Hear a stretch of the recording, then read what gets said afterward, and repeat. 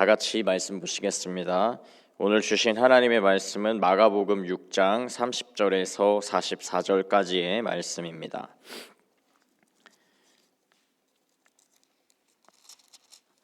마가복음 6장 30절에서 44절까지의 말씀을 한 목소리로 합독하시겠습니다.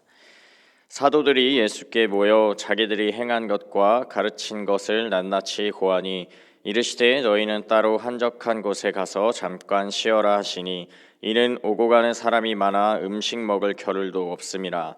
이에 배를 타고 따로 한적한 곳에 갈새 그들이 가는 것을 보고 많은 사람이 그들인 줄 안지라. 모든 거울로부터 도보로 그곳에 달려와 그들보다 먼저 갔더라. 예수께서 나오사 큰 무리를 보시고 그 목자 없는 양 같음으로 인하여 불쌍히 여기사 이에 여러 가지로 가르치시더라. 때가 저물어 가매 제자들이 예수께 나와 여짜오되 이곳은 빈들이요 날도 저물어 가니 무리를 보내어 두루 촌과 마을로 가서 무엇을 사 먹게 하옵소서. 대답하여 이르시되 너희가 먹을 것을 주라 하시니 여짜오되 우리가 가서 200데나리온의 떡을 사다 먹이리이까. 이르시되 너희에게 떡 몇 개나 있는지 가서 보라 하시니 알아보고 이르되 떡 5개와 물고기 2마리가 있더이다 하거늘 제자들에게 명하사 그 모든 사람으로 때를 지어 푸른 잔디 위에 앉게 하시니 때로 100명씩 또는 50명씩 앉은지라. 예수께서 떡 5개와 물고기 2마리를 가지사 하늘을 우러러 축사하시고 떡을 떼어 제자들에게 주어 사람들에게 나누어 주게 하시고 또 물고기 2마리도 모든 사람에게 나누시매 다 배불리 먹고 남은 떡 조각과 물고기 12바구니를 차게 거두었으며 떡을 먹은 남자는 5,000명이었더라. 아멘. 네, 오늘 본문은 너무나도 유명한 오병이어의 기적 사건입니다. 마가복음뿐만이 아니라 마태복음, 누가복음, 요한복음에서도 이 다른 복음서에도 동시에 기록되어 있는 기적의 사건인데요. 그만큼 중요한 사건이고 확실한 기적이었기 때문에 사복음서 모두 전부 기록된 것입니다. 이 떡 5개와 물고기 2마리를 가지고 5,000명을 먹이셨던 이 놀라운 기적의 사건 속에서 우리에게 주시는 가르침과 은혜를 살펴보기를 원하는데요. 이에 앞서서 오병이어 사건 전후에 말씀의 맥락을 함께 살펴보면서 오늘 마가복음의 말씀이 우리에게 주는 사역과 쉼에 대한 소중한 교훈을 먼저 살펴보기를 원합니다. 오늘 본문의 앞뒤 맥락을 보시면 예수님께서 가르치시고 보여주신 것이 바로 쉼과 휴식입니다. 마가복음 6장 7절에서 또 13절에 예수께서 제자들을 둘씩 짝지어서 전도 여행을 보내시는 내용이 나옵니다.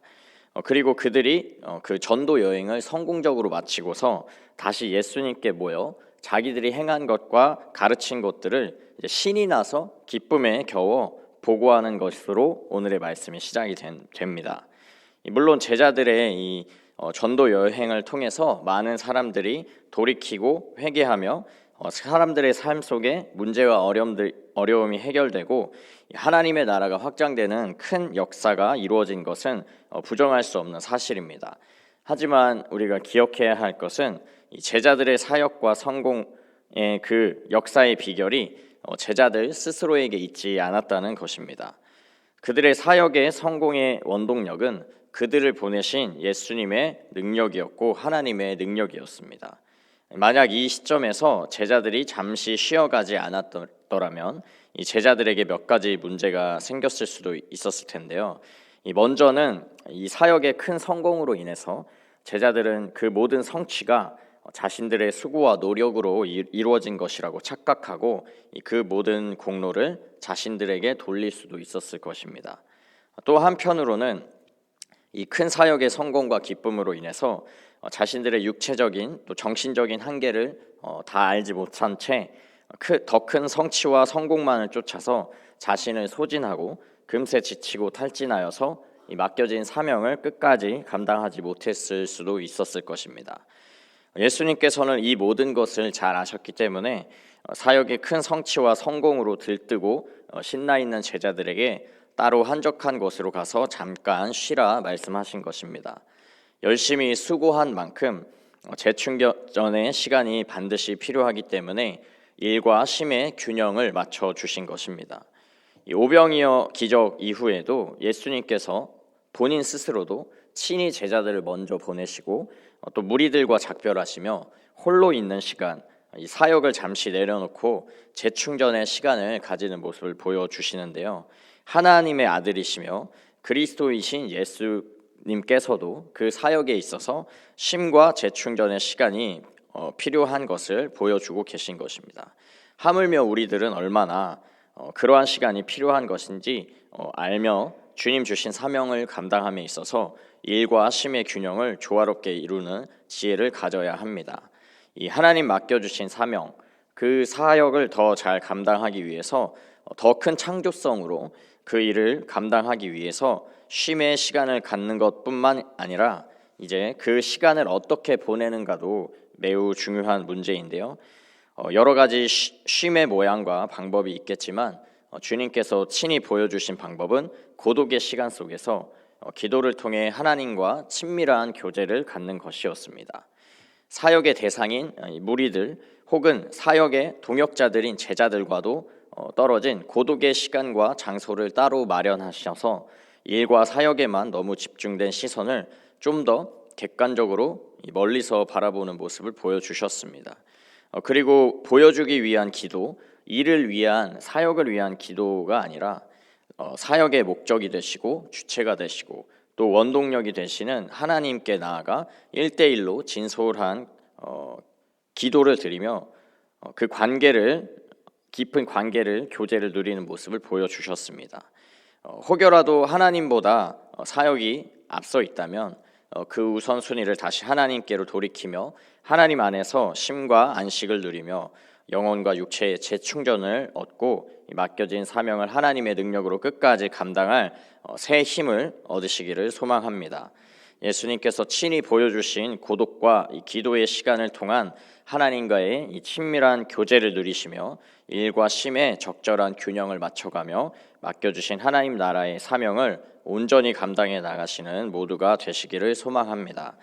이제 오병이의 기적을 통해 우리에게 주시는 은혜를 잠깐 나누기 원하는데요. 오병이어의 기적이 우리에게 여러 가지 많은 가르침과 은혜를 주는 사건이지만 한 가지 가장 기억해야 할 한 가지의 은혜를 나누고 마치기 원합니다. 바로 예수님의 긍휼입니다. 불쌍히 여기시는 그 마음이 얼마나 우리에게 귀하고 복되며 하나님의 능력을 움직이는 힘이 되는지 그 마음이 어떤 마음인지 함께 나누도록 하겠습니다. 오늘 본문 34절을 보시면 예수께서 그 모인 큰 무리를 보시고 불쌍히 여기셨다라고 기록합니다.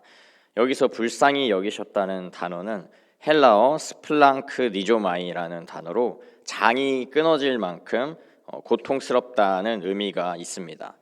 당시 로마 식민 통치로 인해서 주권을 빼앗기고 경제적인 수탈을 당하던 그들을 불쌍히 여기신 주님의 마음입니다. 또 제사장과 서기관 등 종교 엘리트 등으로 인해서 영적으로도 이 구원과 회복을 얻기보다 정죄받고 죄인으로 낙인 찍혀서 율법이라는 이 무거운 짐을 지며 종교적인 이유로 수탈과 횡포를 겪고 있는 이들을 불쌍히 여기신 것입니다. 정치적으로도 종교적으로도 억압받는 것뿐만이 아니라 하나님의 선택받은 백성들임에도 불구하고 가장 본질적인 이 영적으로도 죄와 사망의 굴레에 여전히 갇혀 그 아래에 속박되어 영원한 고통과 저주에 빠질 수밖에 없는 그들을 마음 중심으로 진심으로 마치 자신의 창자가 끊어지는 고통을 느끼는 것과 같이 공감하시고 안타까워하신 것입니다. 제자들의 이 자신의 양을 제 목숨까지 내어버리고 지키고 돌보는 참된 목자가 아니라 양들을 통해서 자신들의 이익을 채우고자 이리와 같은 목자 혹 거짓 목자들만 가득한 그들의 삶을 보시고 불쌍히 여기시고 이제 그들의 참된 목자 자신의 생명까지도 아끼지 아니하시고 내어주며 양들을 먹이고 지키고 돌보는 목자가 되어주고자 하신 것이 예수님의 이 긍휼히 여기시는 마음인 것입니다. 예수님의 불쌍히 여기시는 마음, 이 긍휼의 마음은 이들을 영적인 가르침을 통해 돌보시며 또 이들의 물리적인 영역, 육체적인 영역에 있어서도 먹이시고 채우고자 하셨던 것입니다. 그리하여 이 물리적인 법칙과 상식도 뛰어넘어 고작 남성 한 명이 먹을 법한 끼니 그 정도 식사 정도 될 것 같은 떡 5개와 물고기 2마리만으로도 이 성인 남자만 5,000명, 여자와 노인, 아이들까지 합하면 약 2만 명 정도 되는 사람을 먹이시는 큰 기적을 일으키는 원동력이 된 것입니다. 사랑하는 성도 여러분, 이 목자 없는 양같이 이 무리를 향해 보여주신 긍휼의 마음, 불쌍히 여기시는 예수님의 마음이 우리에게도 동일하게 품어주시는 하나님의 마음임을 깨달아 아시기를 소망합니다. 혹여라도 삶의 여러 가지 문제와 어려움으로 인해서 경제적으로, 물리적으로, 관계적으로, 육체적으로 고통과 괴로움의 시간을 보내고 계신 분들이 계시다면 우리의 참 목자 되시는 예수님께서 창자가 끊어지는 고통으로 우리의 괴로움과 고통 속에 공감하시고 함께 하고 계신 것을 기억하시기를 원합니다. 나아가 주님께서 그저 문제에 공감하고 알고만 계시는 것이 아니라 오늘 말씀에서와 같이 우리 눈에는 답이 없고 물리적으로 상식적으로 방법이 없을 것 같은 그 문제 속에 하늘의 능력과 기적으로 우리를 채우시고 먹이시고 돌보시는 참된 목자 되어주심을 온전히 신뢰하시며 날마다 더욱 주님만을 신뢰하고 주님의 인도하심을 따라 믿음과 순종을 올려드리며 살아계신 우리 주님의 능력을 더욱 경험하시는 모두 되시기를 주님의 이름으로 축복합니다. 기도하겠습니다. 사랑과 은혜가 충만하신 하나님, 이 새벽 우리에게 주신 말씀을 따라 허락하신 삶 속에서 일과 쉼의 균형 있는 삶을 살아갈 수 있도록 지혜를 더하여 주옵소서. 그 어떤 휴식의 시간보다 주님께 1대1로 나아가는 깊은 교제와 관계의 시간을 온전히 누리며 나아갈 수 있는 은혜 내려 주옵소서. 또 오병이어의 사건 속에 보여주신 우리를 향하신 주님의 긍휼의 마음이 얼마나 귀하고 능력으로 역사하는 마음 되는지 우리의 삶 속에서 경험하고 깨닫게 되는 은혜를 더하여 주사 주님의 긍휼의 마음을 닮아 이웃을 향하여 불쌍히 여길 줄 아는 하나님 마음 가진 자들 되어 이 땅에서 하나님의 능력의 통로, 복의 근원된 삶 살아갈 수 있도록 역사하여 주옵소서. 이 새벽 주신 말씀에 믿음과 순종으로 허락하신 하루 살아 나아갈 때 오늘도 살아계시며 능력으로 일하고 역사하시는 주님을 경험하며 주님과 친밀한 교제 누리는 복된 삶을 살아갈 수 있도록 은혜 위에 은혜를 더하여 주옵소서. 감사드리며 이 모든 기도 은혜와 긍휼이 풍성하신 살아계신 예수 그리스도의 이름으로 기도합니다. 아멘.